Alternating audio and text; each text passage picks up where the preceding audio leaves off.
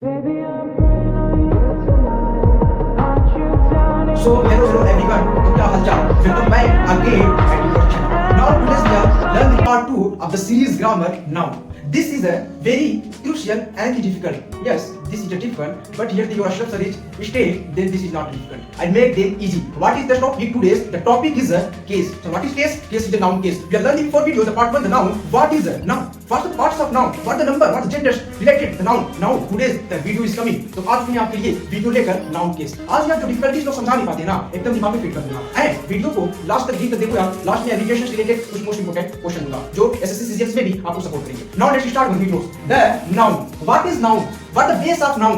How we are clear them? How we are pronounce them? Then we all know already. Now the case.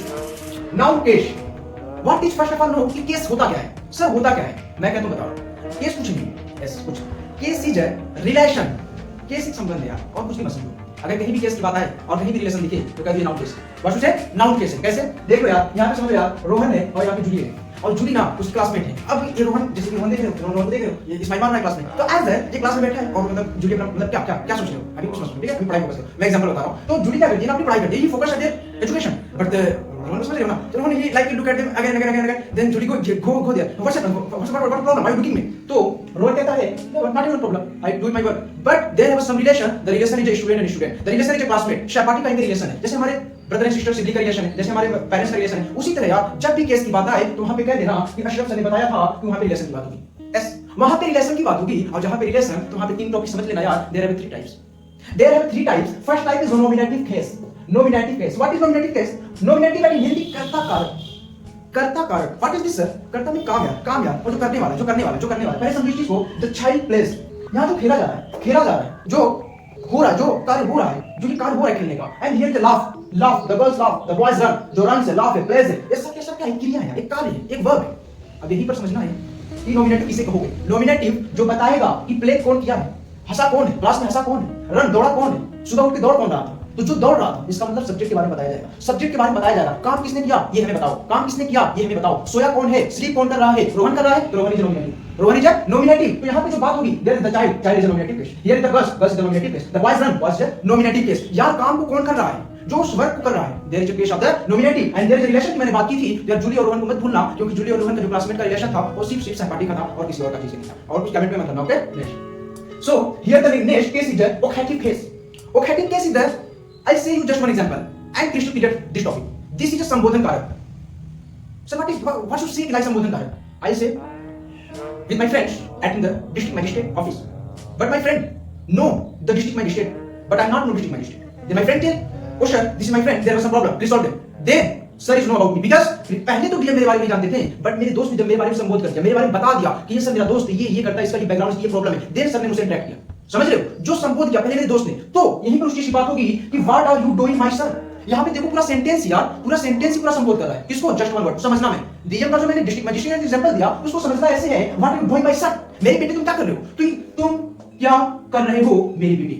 Main topic क्या है? Main topic है बताओ क्या है. बेटा है. बेटा पे इंडिकेट किया जा रहा है. तुम क्या कर रहे हो. कौन? बेटा. तो बेटा ये जो सर इज ओकेटिव केस संबोधन कारक. आई होप यार क्रिस्टल क्लियर होगा. और नेक्स्ट एग्जांपल को लेते चलो यार कि gentleman take care of ship. मतलब आप किसी ट्रेन में गए या फिर फॉर एग्जांपल के लिए किसी एरोप्लेन में गए और वहां पे जो एज होस्टेस होती है यार वो कहेगी प्लीज है सर है ma'am please take your seat. Then he use the gentleman, he use the sir, he use the ma'am, he use the x y z name. This is a vocative sentence. देखा take your seat अपना seat ले लीजिए. लेकिन ये कहा किसके लिए जा रहा है? किसके लिए कहा जा रहा है? जेंटलमैन के लिए. So I hope yeah this topic is very crystal clear. Occative case. And next is last and the third is accusative objection case. We are calling it objection case because the in Hindi कर्म कारक. What is कर्म कारक student? There have a Ravi offered help. Help में मदद करना. And here the she gave a pain. She gave a pain. First of all he look like a Ravi offer कर रहा है. Offer कर रहा है. कौन चीज? Help. मदद ऑफर कर रहा है. क्या चीज दिया जा रहा है. जैसे सी गिव वो दे तो रहा है लेकिन क्या चीज दे रहा है? पेन दे रहा है. क्या चीज उनको रिप्रेजेंट किया जा रहा है? क्या चीज उसे ऑब्जेक्ट दिया जा रहा है. दिस इज ऑब्जेक्टिव केस या फिर objective case. So I hope this is clear. Next is most important and the very basic is a topic. This is the kinds of objects. What is these objects? Objects is animal things like chairs, like birds, like animal things. Like we are seeing balls, bats, and objects. But here see indirect object. Direct object. There are two types of object. There are no animal. Make your mind like gambling. क्या object? Object कुछ नहीं है. Two fingers. There are two object. First of all, indirect. What is this? Here the example. The presented she got a gift.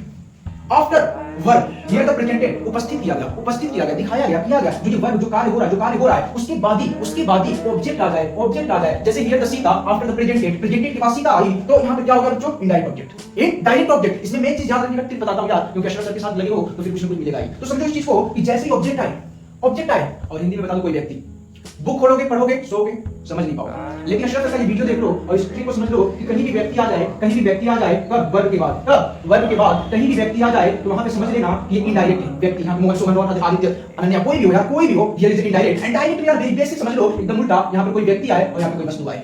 यहां पे बात होगी kill is a verb, the man kill the rat, man ने चूहे को मार दिया।